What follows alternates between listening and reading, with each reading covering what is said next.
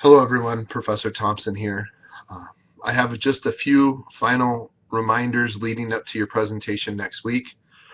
This will be the last video that I post prior to seeing some of you in person next week and watching some of your videos if you video submit next week. First off, if you are coming to class, please do not forget to bring your USB drives to class so that you have those with you. Please do not forget to submit your your outline submissions to me. Use the tab on the left side of Blackboard.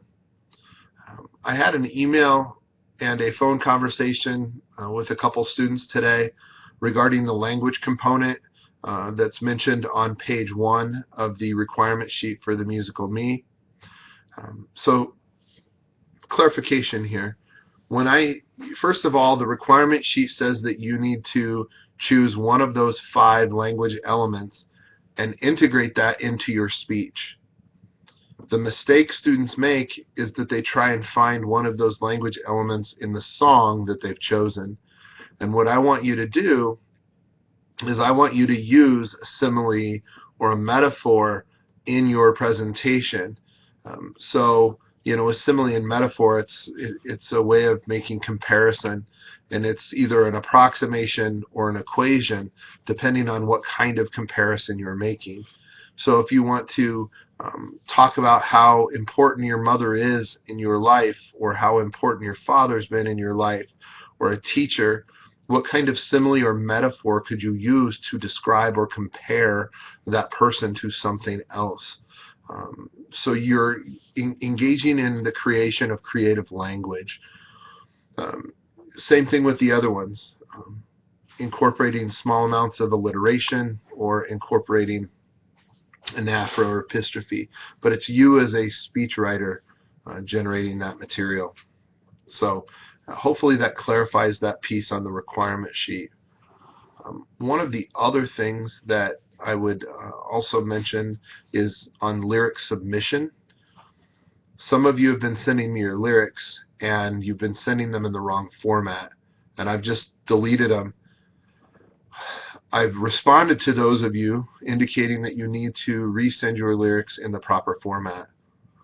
I can't stress enough that you look at that requirement sheet and you follow the requirement sheet, and so when it asks for a 1-page attachment, that's how you submit it.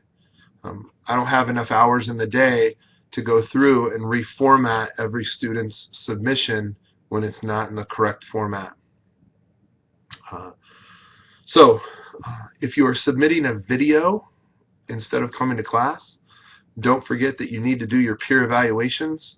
So in the online submission tab where you would submit your video, it gives you a link and it gives you the assignment to do 2 more peer evaluations.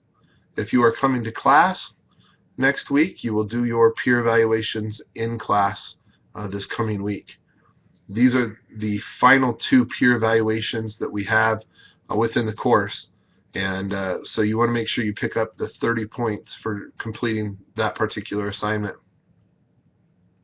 I think my final kind of pieces of advice for the presentation is make sure you're putting in practice. This is not a reading class, it's a speech class, and so I am going to be looking to see that you are making a strong effort at connecting with the audience and that you are not buried in your notes. So you've had a few weeks, more than a few weeks, to be working on this particular presentation, and if you waited until the last minute, or you're choosing to construct it over the weekend as you get ready for next week, your time management issue is not my concern. And so I don't mean to be blunt in that, but simply put, with Unit 2 being the smallest unit of the term, the focus should have been on creating a solid presentation and then preparing yourself to deliver it well in class next week. So with that said, I wish you all the best of luck. Have a great weekend. More than likely, I will not be responding to very many emails over the weekend. So if you have questions or concerns, tomorrow, which happens to be Friday, would be the best day to make sure that you're emailing me with those types of questions, last minute concerns, and so forth. Otherwise, I will plan on seeing or hearing from all of you next week. Have a good night. Have a great weekend.